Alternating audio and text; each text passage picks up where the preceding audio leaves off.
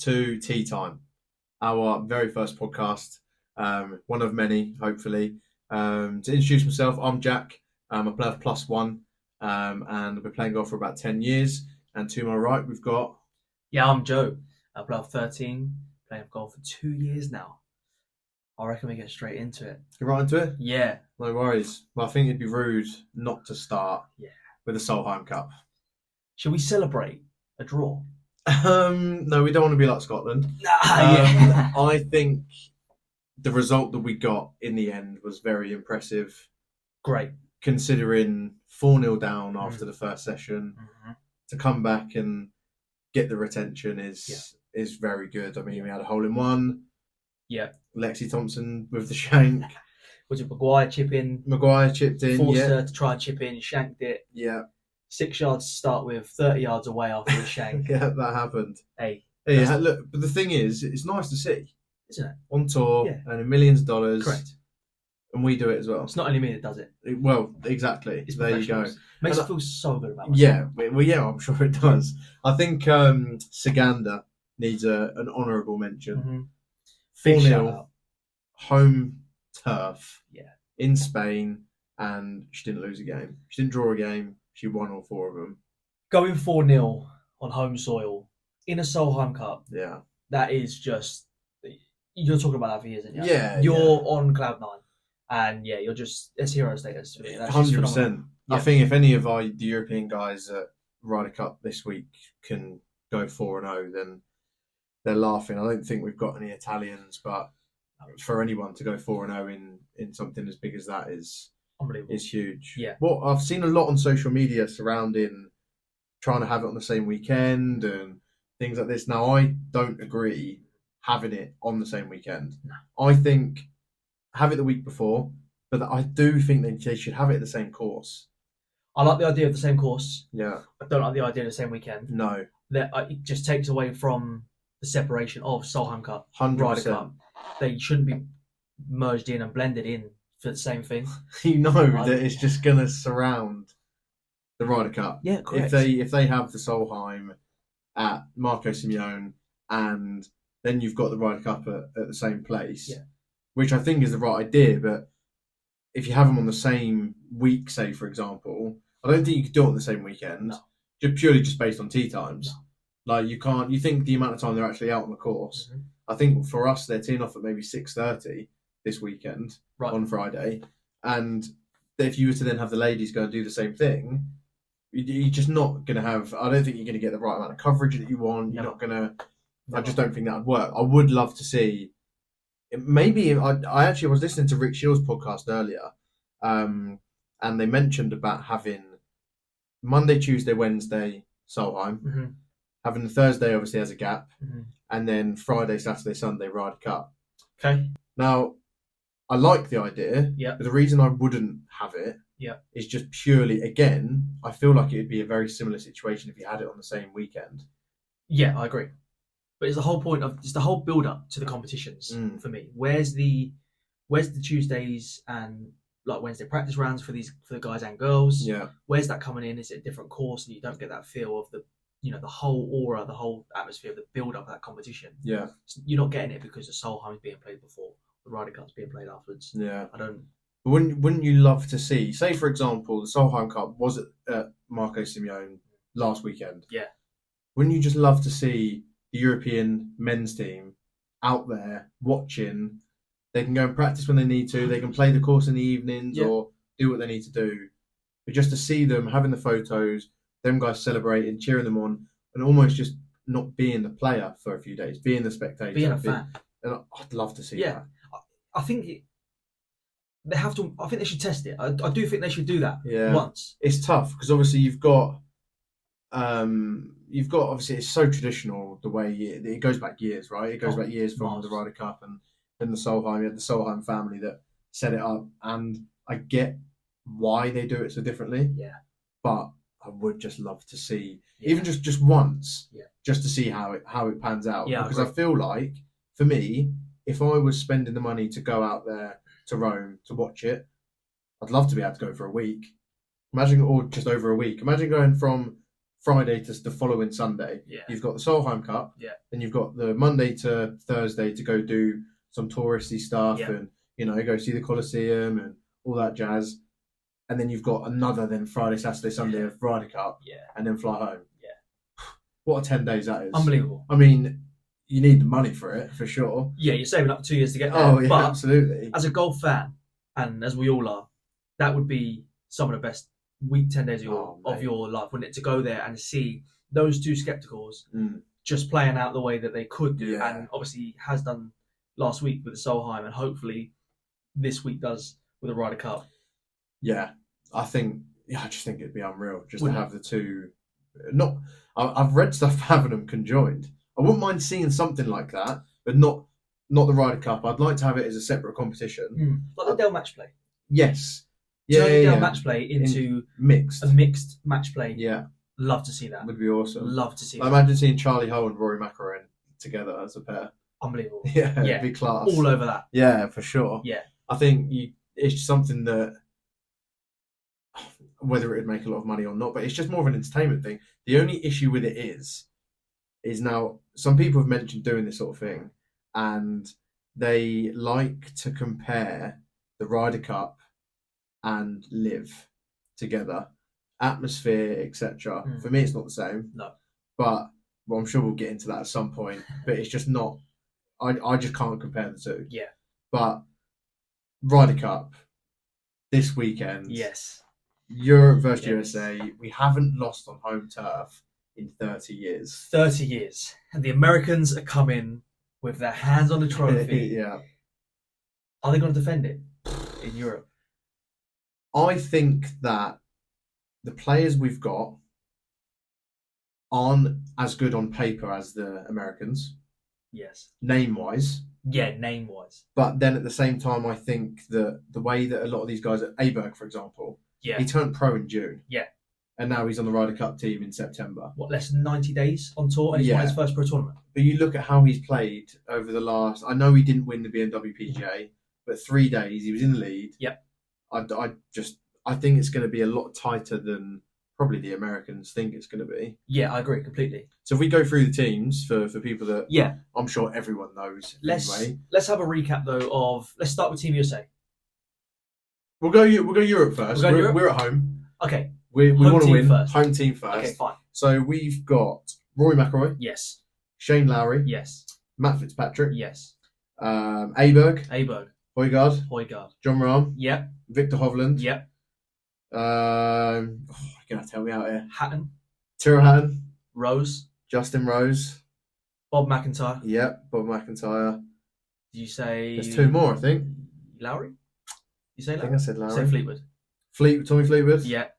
Straka. And Sepp Straka. Straka. Right, so they're Europe's 12. Yeah. American 12. American 12, okay. Jordan Spieth. Yeah. Patrick Cantlay. Yeah. Xander Schauffele.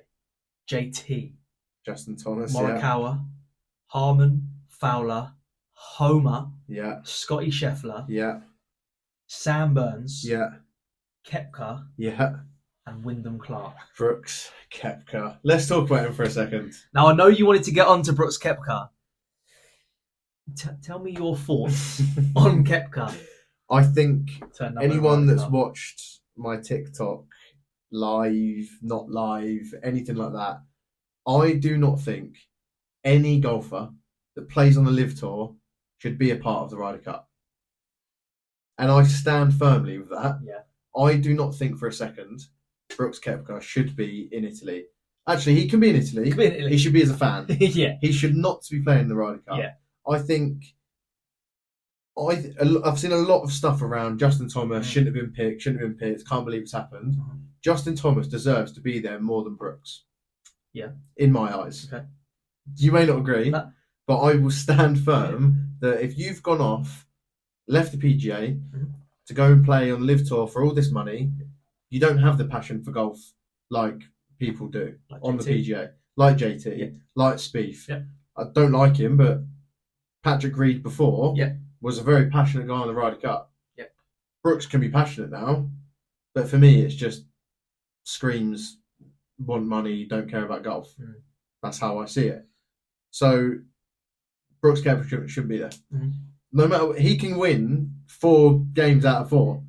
In my head, it's 0 nil point. He could be Sigander and go 4-0, but for you, Mate, that means nothing. I literally couldn't care less if that guy. Do you know what? The best scenario in this for me here? Yeah. And for obviously all Europeans, but specifically Brooks. Yeah. Lose every match.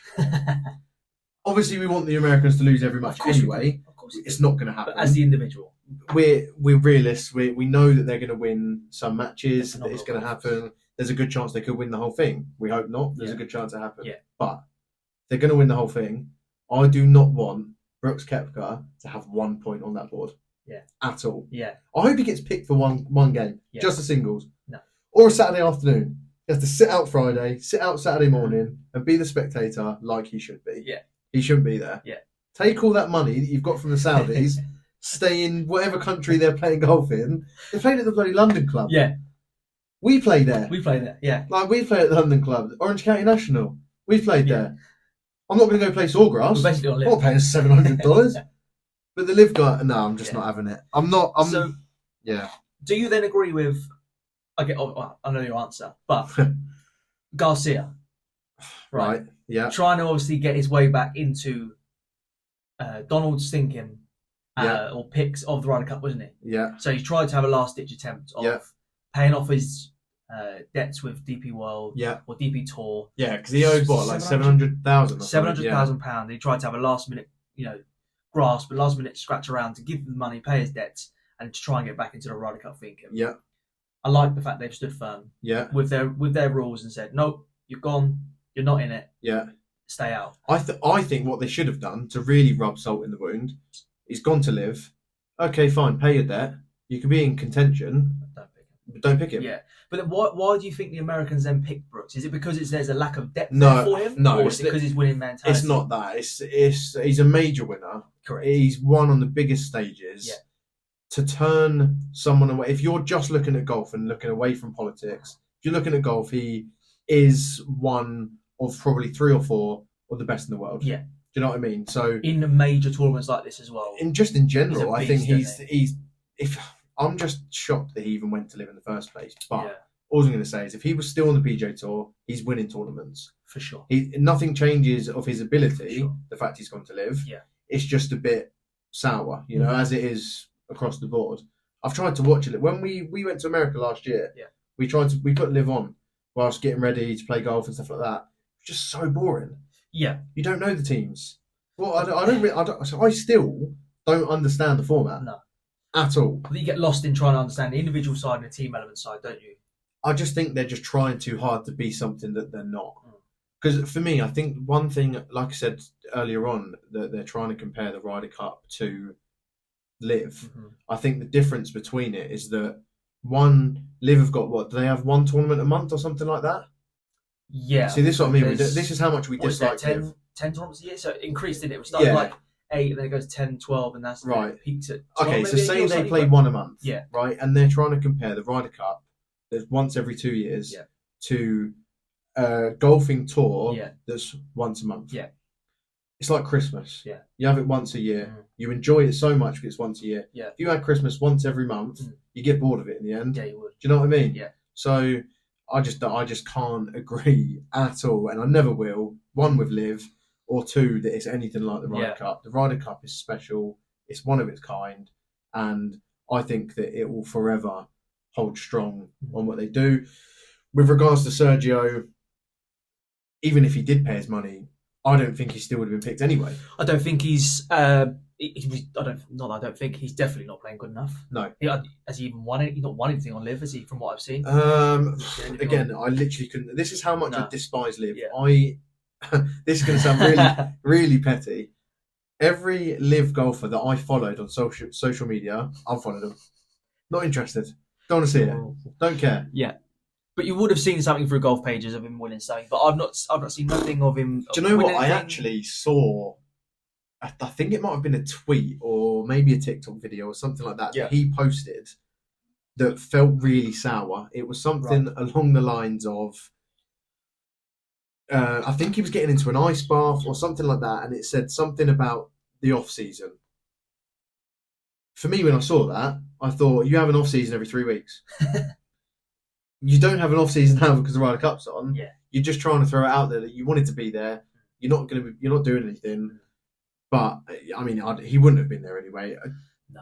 If anyone can tell me one player on the Europe team that Sergio Garcia should have taken their place from, fair play. Yeah. Because in my eyes, no one. No. Absolutely no one. And after the 12 we got now, there's probably 2 or 3 more already. Adrian Meronk. Correct. For me, I want to say should have gone. I agree with you. If he'd have been a pick for me. I wouldn't have picked Straka. No. Obviously, on the points and things like that, things go the way they do, form, things like that, I get it. But Meronk's been unbelievable. His issue was going over to the States. Yeah. If he'd have stayed on DP World Tour, carried on getting his points like he needed to, he'd have qualified with ease. Yeah. I don't think he actually needed many more points. He was 5th on the European points list. My point, exactly. So if he did stay on the DP Tour, he would have auto-qualified. But this is the thing, and I think... won on Marco Simone golf course as well. I know. It's like, it had to be in his mind. Well, I think Luke Donald, I reckon, was biting his nails at the BMW PGA when you saw how he started. What was it? Halfway through day 2 and he's leading the tournament, or like 1 shot back, and he's thinking, oh my God, if this guy goes and wins this tournament now, I'm in. But I think for obvious reasons, you don't want to wish anyone not to win a tournament that's European or anything like that, or American. Realistically, you don't want to wish anyone. No, of course. I mean, I don't like it when Bryson or Patrick Reed or anything won before, but that's because I just don't like them as, not that I know them personally, but I just don't like who they are. Patrick Reed, for obvious reasons, he's a cheat. Yeah. Anyway, I think that if Meronk had have won, there would have been a hell of a lot of questions asked to Luke Donald. Well, there was already questions the second the captain's picks came out. Exactly. The name was thrown around Meronk. Where is he? Where is he? Where is he? So, like I say, the second the tournament came of BMW PGA, and you see his name there, straight away it was highlighted why he could have and probably should have been there. Yeah. And especially if he won that tournament, because he was putting a charge on. Just quickly on that, by the way, what an event they put on. Yeah, I personally think, I know obviously you went on the Saturday. Yeah. I didn't go. I've been before. I've been to Pro-Ams. I've been to everything like that. It is always so good. We're definitely going to go next year. Yeah, we're going to be there next year. That is a day and a half. That is an incredible event. Yeah. Flagship event on DP World Tour. That is just phenomenal. I think as well, a lot of it is obviously we don't tend to get a lot of tournaments that are necessarily local to us with higher caliber players that are nearer to us. Correct. So I can kind of, again, I keep going back to Liv, but you can see why some people do support it. Yeah. They want to see they want to see big names. Yeah. If there's a course local to them, they're going to go and watch it. Do you know what I mean? Correct. So, but for us, we never have a tournament that is high caliber or anything, or really any tournaments, to be fair. Yeah.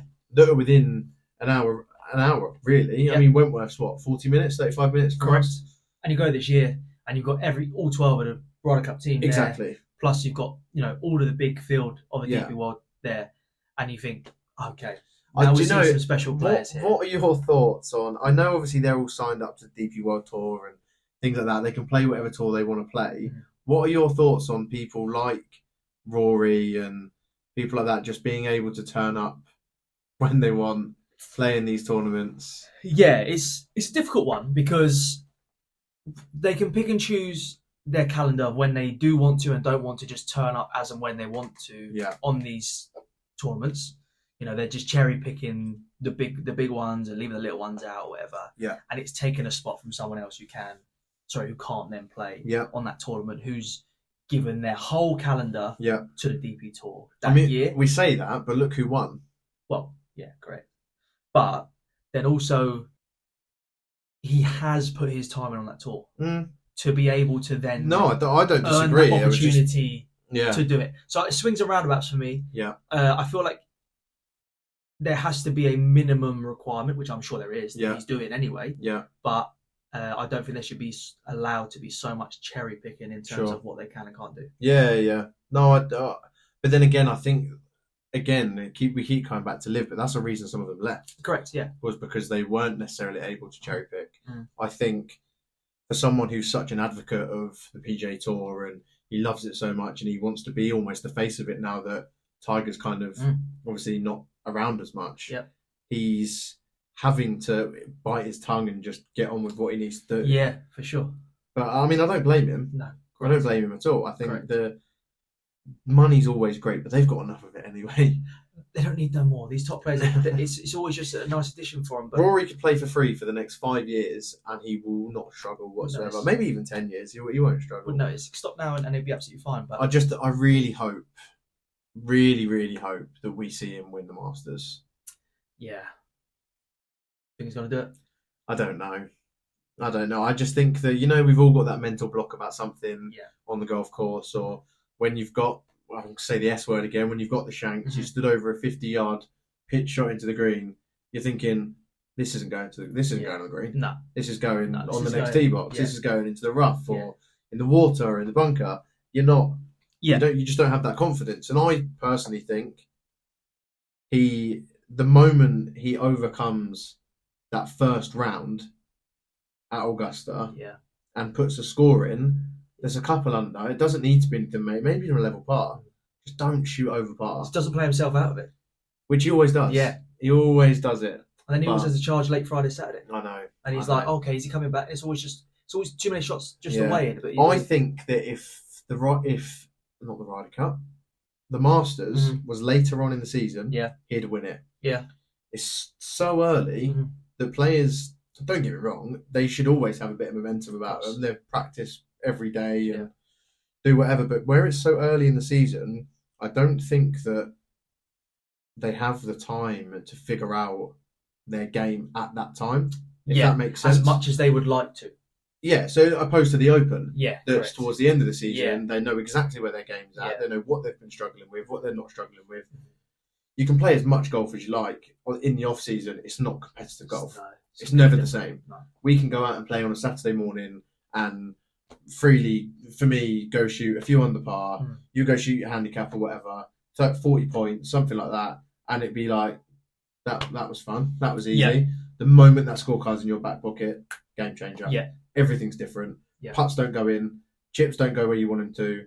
Drives end up going off to the right, off to the left. And you're like, well, last Saturday, why was everything going so straight? Yeah. Why was everything working? Everything was clicking. Scorecard's in your back pocket. No pressure. I mean, for us, it's obviously a little bit different. We're not looking for a green jacket, are we? No, exactly. But it's pressure's pressure. Yeah. And there's going to be too much. I think. But how do you think they're going to handle the pressure, especially for the rookies? Obviously, you've got Sepp Straka, McIntyre, and Aberg as their rookie time at the Ryder Cup for the European team. How do you think they're going to handle that pressure? Yeah, I think they're going to be okay. I think their pairings will determine how they handle it. So let's touch on that. Who are we thinking pairing wise? Yeah. Say Friday foursomes in the morning. Yeah. Who are you picking? Because obviously all 12 don't play. For those who don't know that haven't watched the Ryder Cup before, all 12 players will play at some point, but they don't play in every round. That's what the captain's there for. They pick the pairings and they will put them through to play foursomes. I think am I right in saying there's 4 matches? Yes. So there's 4 foursome matches in the morning. Yeah. 4 four-ball match in the afternoon. Balls, so that will mean 4 players will not play in the morning. Correct. And 4 won't play in the afternoon. Yeah. So foursomes. Yep. Who are you pairing together? Okay, so I'm going to go with I'm going 2 Scandinavians. Okay. So I'm going Hovland and Aberg. Yeah.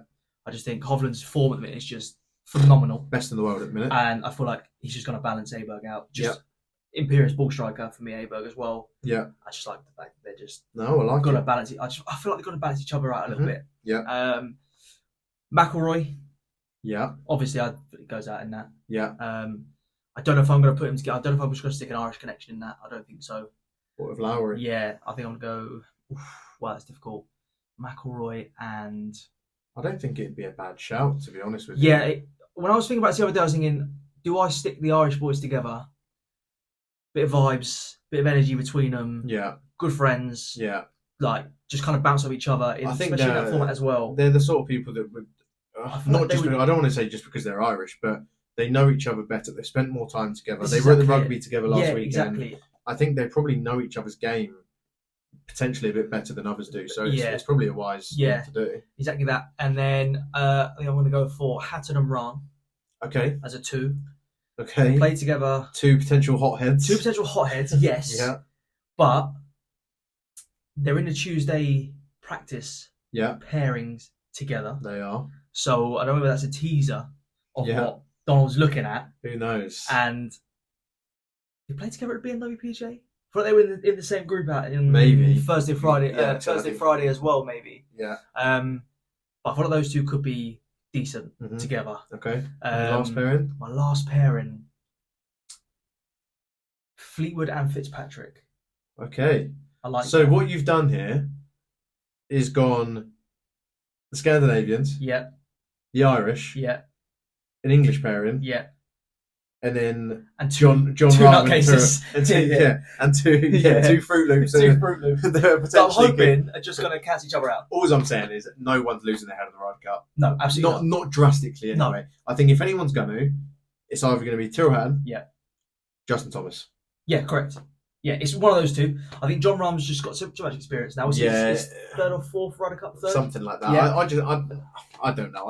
I don't think anyone's going to be too much of a hothead. I think realistically, no one wants to embarrass themselves. You're on the biggest stage. Yeah. I mean, they're always on the biggest stage, but at the same time, with something like that, with the crowd behind you all the time, I mean, a lot of the time you hear Hatton's effing and blinding and saying whatever he's saying if he misses a putt, but I don't even think we're probably going to hear them, to be honest with you. No, the atmosphere's going to be so phenomenal. Them crowds are just that first tee. So I've got Friday off work, and obviously you've got Friday off work as well. 6:35 is the first tee time. Yeah. My alarm's being set for 6:10. Yeah. Because I know they're going to come out onto the tee at maybe, I don't know, 6:20, something like that. Then crowds are going to be riled up. Yeah. I'm waking up early doors. Yeah. And I just can't wait. I'm standing solo in my bedroom, thunderclapping.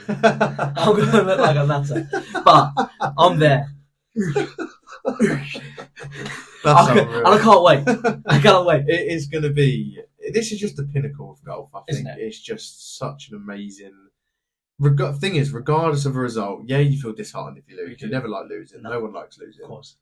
But just the experience of watching the Ryder Cup, it's just something different. It's something that it's match play. It's the guys that you watch every week on tour. It's the guys that you love to watch play golf. You see them week in, week out. And seeing them play I love foursomes. Yeah, same. Absolutely love foursomes. Same. You see some players in positions that they wouldn't normally be in. No. And the passion. And they're having to take on shots as well that they would never normally do. Because exactly. The other team is just forcing their hand into these shots. Yeah. They're having to play. And it's just so good. Like exactly. The other team is just forcing their hand into these shots. Yeah. They're having to play. And it's just so good. Like, it was Spieth, wasn't it, at Whistling Straits when he was down the side of that ridge and he had to hit that massive rake and flush shot. And you think, this is going over his head. But he's put it to 2 foot. If it's a Saturday or Sunday, just in a normal PGA tournament, he is never playing that shot in a million years. They're showing you their skill set that you're never going to see any other time. And it's he nearly ended up in the ocean. Right? So he's running like 30 foot down a hill backwards to stop him snapping an ankle. But it's like they're just showing you the skill set they've got, and it's just an absolute spectacle of just golf for everybody to see. Golf fan, non-golf fan, you just tune in and then you just can't not stop watching. Yeah, I think seeing them sorts of shots are the things that make it. I mean, you've got things that you always remember of Tiger at the Masters chipping in, him doing his comeback and winning at the Masters, and then you've got shots like the Ryder Cup, like Spieth's one that you just mentioned.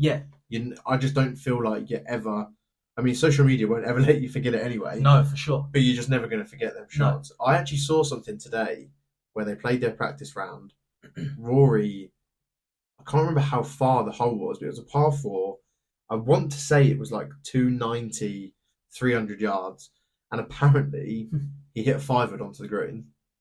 What, today? Yes. Oh, my word. Now, Jesus, 5-wood.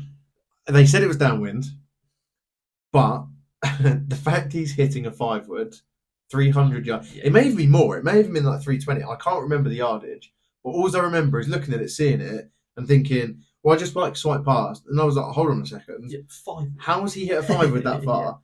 I know it's Rory McIlroy, but Jesus come Christ. on. You're taking less than driver or freewheel on that tee and you're still greening it. I mean, the fact he's pulled out 5-wood anyway just shows that he is an absolute monster. Yeah. But when you read that without seeing the shot, you think, maybe it pitched 50 yards short and rolled up. I mean, I doubt it. Who cares? I doubt it. Yeah. We'll see this weekend. It's probably pitching on the green and it's probably carried all that way. Who are you hoping play? Because obviously we've mentioned the 4-ball pairings. Yeah.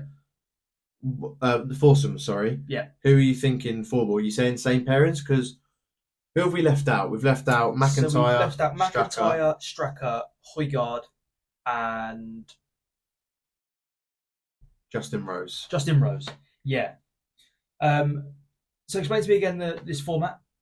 So 4-ball. 4-ball is just better ball. Yeah. So for anyone again who doesn't know, so foursomes that they play in the morning is alternate shot. So say for example, me and Joe were a pairing. I would tee off on the first. Mm-hmm. Joe would then play the second shot. I would then play the third shot. Yeah.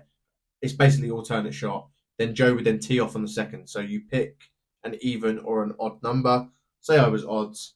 I would tee off on 1, 3, 5, 7, etc. Mm-hmm. Joe would tee off on 2, 4, 6, 8, etc. So that's foursomes in the morning. Yeah. 4-ball in the afternoon is you essentially just play golf. You play your own golf ball, and whoever gets the best score out of the two, you take as your score. Fine. So I make a 5, you make a 4. Our score is a 4. Yeah. Yeah. Perfect. So and then obviously if they make a 4, it's a half. Yep. If they make a 3, they win the hole. Okay. If we make etc. So I see. 4-ball is essentially you just go play golf, and whoever's got the best score goes on the score. One thing I will say, I would love to see Rory and Rahm play together. Yeah. Now, my only issue with it is they're, and I would say arguably, but they are the 2 best players in our team. Yeah. So putting your 2 best players together in 4-ball is probably not a good idea. No. Because you need a little bit of balance. Yeah, I think you've got to spread them around the field just a little bit. You do, but would you not just love to see that pair? Do you know what I would love to see is Rory and Rahm against JT and Spieth. Oh, yeah. Would be an unbelievable match. Wow. But I would also like to see in the singles Rory versus Brooks. Yeah. PGA versus Liv. Yeah. PGA advocate. Brooks, who literally doesn't give a flying about what anyone says or what's going on, or if we can see in an ideal world for me personally, don't know if you feel the same, is it's coming down to the wire.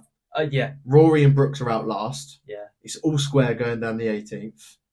Rory makes birdie, eagle, whatever he does to win the Ryder Cup, and Brooks is just left on the side. He's not just lost to Rory, he's let his whole country down by not winning, being the last person to come in, and ended up with 0 points for the whole weekend. He's gone donut. He's got a donut. Yeah. He's like in cricket, they get the golden duck. Yeah. That's what Brooks Koepka's going to have. Right, okay. That would be my ideal. Like, that's a dream. Wow. That is a dream. Not just to win, not just for Rory to win it down the last, one up, but against Brooks. And Brooks gone for a donut.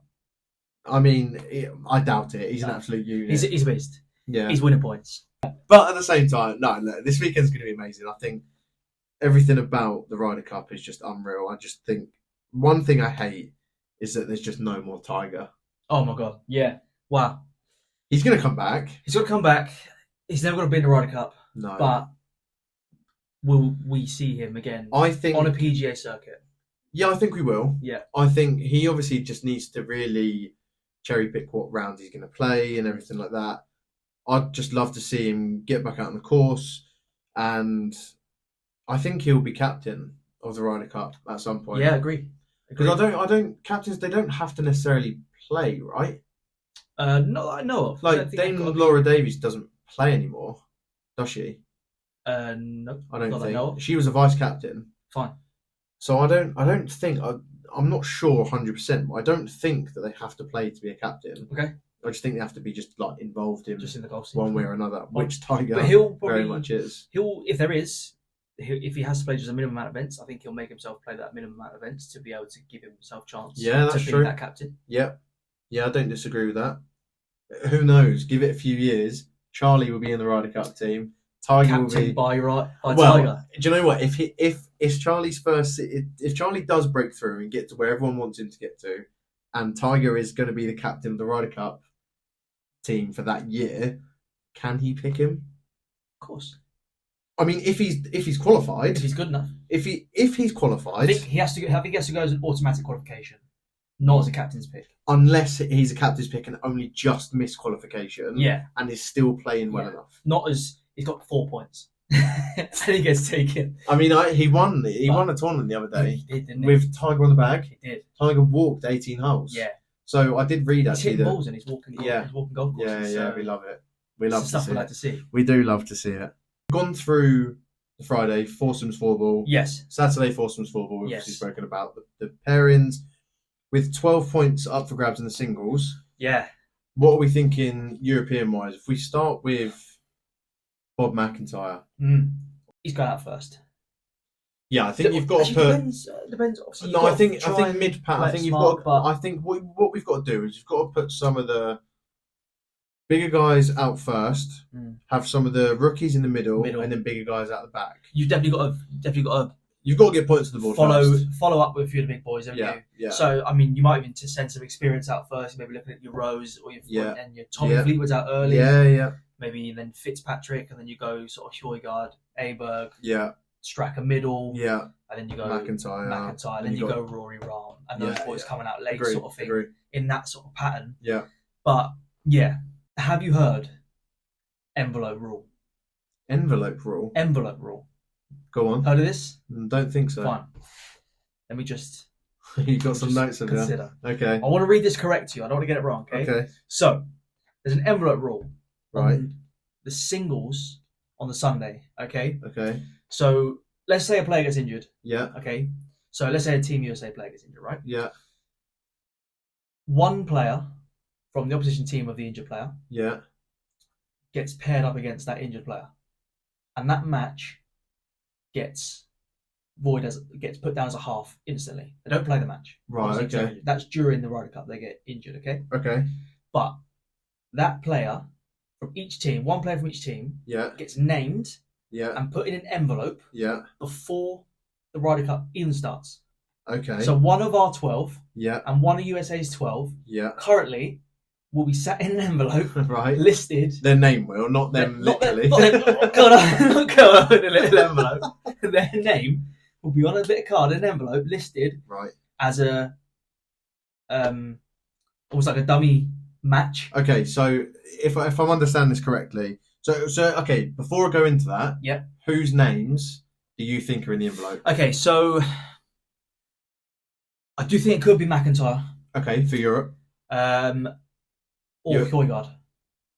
Okay. Yep, I probably agree with those. I think Stracker's too big of a birdie machine. I think the way that McIntyre's hitting driver and things, probably him. I do think, unfortunately, at the minute, his game is the weaker out. Yeah. So I think McIntyre's going to be ours. Yeah. And USA? For me, USA is probably going to be Sam Burns. Okay. I think he was lucky to get picked. Interesting. I think it was other players that could have been there ahead of him. Don't think it could be JT, the way he's been playing? No, I think he's come in decent form. What was he, 17th and then top 5 Fortinet? Yeah. I think he's hit some form. Yeah. And it's Ryder Cup. Okay. JT, Ryder Cup is... Yeah, of course. So, okay, so say Bob McIntyre and Sam Burns is your two that you think it could be. Right, so if I understand this correctly, if, say for example, Spieth gets ill and McIntyre's name's in our envelope, McIntyre automatically gets paired with Spieth. Yes. Their match is given a half, and that's that basically. Yeah, and the other 11 matches go ahead as normal on the Sunday to see who can... So what you're bringing home, basically. And I assume, I mean, you probably don't know the answer to this, but I assume that, say for example, McIntyre was supposed to be out 5th. Yep. Spieth out 10th. Mm-hmm. The USA guy, whoever's ill, injured, whatever it is, has to come down to whatever position McIntyre is, and they have to move their stuff around. It shouldn't be on us to change that, and vice versa. If it was someone that got ill for us, we should be able to sort it out for them. I don't know that bit. I would expect the team, whatever team's caused a disruption with an injury, to have to adjust their Yeah, for sure. With their picks, basically. Yeah, their standings. Either way, I am absolutely buzzing for this weekend, and I'm sure all of you guys are as well. Yeah. Joe and I both are so excited for this. It's all we speak about at the minute. Can't wait. Buzzing. Well, look, that's going to wrap up our first podcast then here about the Ryder Cup. We've had a blast doing this as the first one. So, look, stay tuned. Keep up with us. There's going to be a lot of content off and on the golf course. We've loved this. For sure. And if you're watching on YouTube, obviously make sure to like, comment, subscribe. You guys know the drill. And if you listen on Spotify or on Apple, make sure you rate the podcast 5 stars. Even if you didn't enjoy it, just give us a 5 stars anyway. We're just beginning, seeing what we can do.